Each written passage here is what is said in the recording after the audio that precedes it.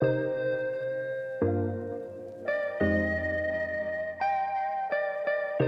alors imaginez que nous sommes dans un encamp et il y a des œuvres d'art d'artistes modestes qui n'attirent pas vraiment l'attention et qui sont vendus pour quelques dollars au plus et même certains ne trouvent même pas preneur. Mais quand on arrive au tableau des Renoir, Rembrandt, Monet, là l'auditoire s'emballe et s'enflamme. Les enchères montent haut, très haut, et les tableaux sont vendus à coups de millions de dollars. Donc ces tableaux sont hautement estimés et possèdent une grande valeur aux yeux des collectionneurs les plus aguerris. Si je transpose ça maintenant sur la réalité humaine, quelle est ma valeur aux yeux de Dieu? Dans le livre de Genèse, on y lit que nous avons été créés à son image et que nous sommes le couronnement de sa création.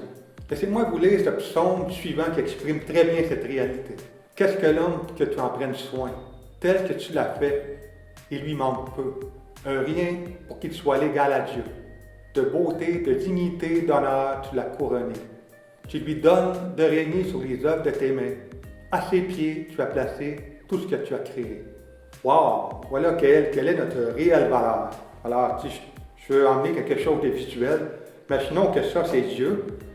Et Dieu nous a créés, hommes et femmes, à son image. Nous avons été créés à sa ressemblance. Il y a une bonne relation ensemble. Il y a une compatibilité, une transparence. Il y a une harmonie, une unité qui est là. Malheureusement, un jour, les premiers humains ont désobéi à Dieu.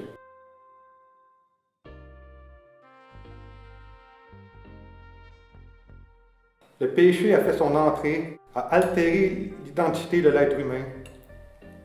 Et l'être humain n'est plus le même. Il n'a plus cette transparence, il n'a plus cette compatibilité avec Dieu. La relation n'est plus la même. Il y a un fossé qui s'est créé dans la relation ensemble. Les conséquences sont désastreuses. Les relations sont brisées, et pas seulement entre humain et Dieu, mais brisées aussi entre êtres humains. Il y a des maladies qui ont fait leur apparition, des infirmités, des guerres, la mort, et ainsi de suite. Donc des choses qui n'existaient pas au tout début quand Dieu a créé l'être humain. Si ces choses-là arrivent, c'est une conséquence de la désobéissance de l'être humain envers Dieu. L'être humain est maintenant prisonnier de ses fautes, il est maintenant prisonnier de la honte, de la culpabilité, et il ne peut s'en sortir par ses propres capacités. S'il aurait été capable de s'en sortir lui-même, ça fait longtemps que ça aurait été fait. Mais non, ça prenait une intervention de l'extérieur. Et c'est dans ce contexte que l'incarnation de Jésus trouve tout son sens. On lit ce passage dans l'évangile de Jean. Car Dieu a tant aimé le monde qu'il a donné son Fils unique, afin que quiconque met sa confiance en lui ne soit pas perdu, mais qu'il obtienne la vie éternelle. Alors voyez-vous, il se trouve que malgré le péché, vous avez toujours de la valeur aux yeux de Dieu, à un point où il est prêt à donner ce qu'il a de plus précieux, son propre Fils, le joyau du ciel, en rançon pour vous.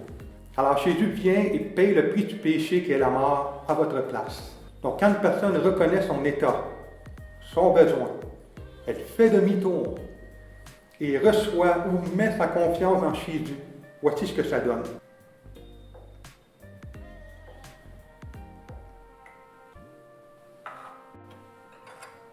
Le pardon est accordé. La compatibilité sur tes parts est retrouvée et la relation avec Dieu est restaurée. Vous êtes précieux, vous êtes aimé, vous êtes désiré et vous avez beaucoup de valeur. Dieu a payé un prix élevé, très élevé, pour que vous puissiez vivre une vie différente et qui a du sens. Cette grâce de Dieu est disponible pour chacun d'entre vous. Dieu ne veut pas que vous restiez comme ça, mais il veut vous donner ce qu'il a de meilleur pour vous.